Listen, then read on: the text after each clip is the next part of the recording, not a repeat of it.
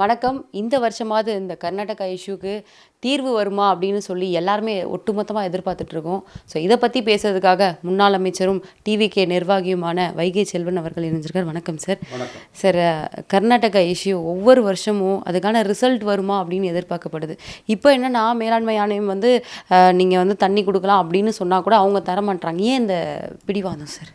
இல்லை, காவிரி நதிநீர் பங்கீட்டு குழு, காவிரி ஒழுங்காற்றுக்குழு, நடுவர் மன்றம், உச்சநீதிமன்றம் என்று சொல்லி தொடர்ந்து நீண்ட நெடிய காலமாக போராட்டம் நடத்தப்பட்டு சட்ட போராட்டத்தில் தமிழகம் வெற்றி கண்டிருக்கிறது. இதனுடைய அடிப்படையில் தான் 205 டிஎம்சி என்கிற நிலையில் இருந்ததை தற்போது 177.25 டிஎம்சி என்கிற நிலைப்பாட்டில் வழங்கி வருகிறார்கள். தற்போது 4 டிஎம்சி தண்ணீர் அளவையாவது கொடுக்க வேண்டும் என்று உத்தரவிட்ட நிலையில் அதை தர மறுக்கிறது கர்நாடகம்.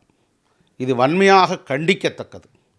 இது மனிதாபிமானமற்ற ஒரு போக்கை ஒருபோதும் நாங்கள் அனுமதிக்க முடியாது.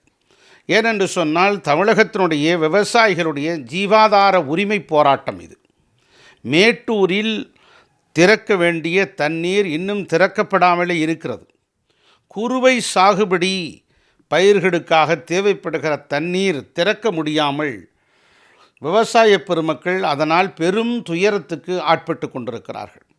ஆகவே இந்த நிலையில் தமிழக அரசு, தமிழக வெற்றிக் கழக அரசு 134 கோடி ரூபாயை குறுவை சாகுபடிக்கு ஒதுக்கீடு செய்திருக்கிறது.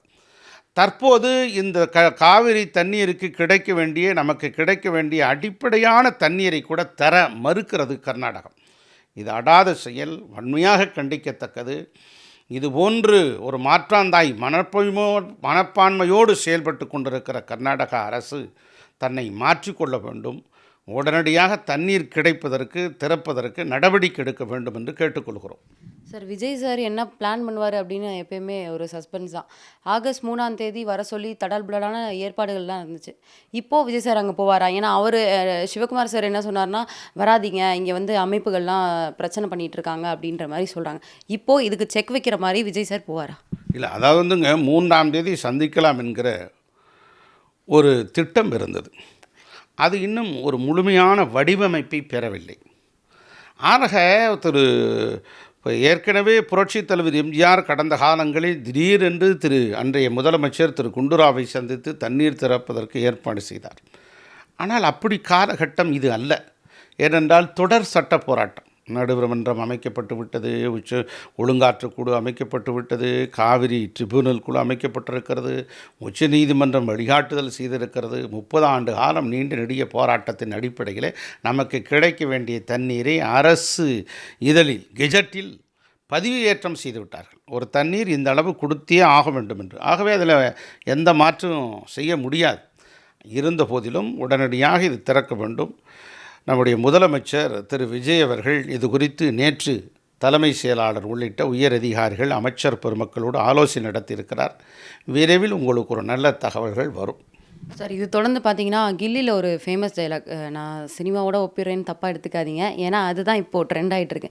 என்னென்னா, அவனா அப்படியே கர்நாடகாவோட தண்ணி அப்படியே கொண்டு வந்துடுவான், அவ்வளோ பெரிய கில்லி அப்படின்னு. அந்த மாதிரி இவ்வளோ அரசியல் தலைவர்கள் அவ்வளோ பிரச்சனை பண்ணியிருக்காங்க.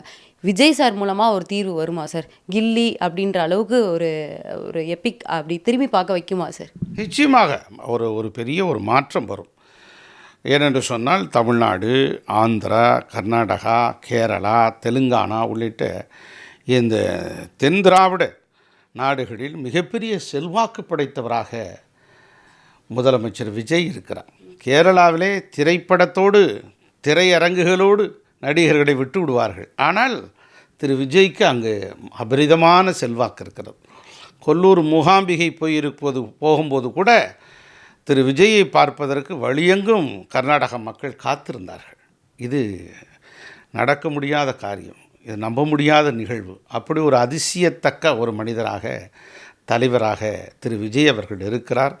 ஆகவே நிச்சயமாக இது ஒரு நல்ல மாற்றம் வரும். நமக்கு கிடைக்க வேண்டிய தண்ணீரை முதலமைச்சர் விஜய் நிச்சயமாக கேட்டுப்படுவார், சட்ட போராட்டம் நடத்துவார்.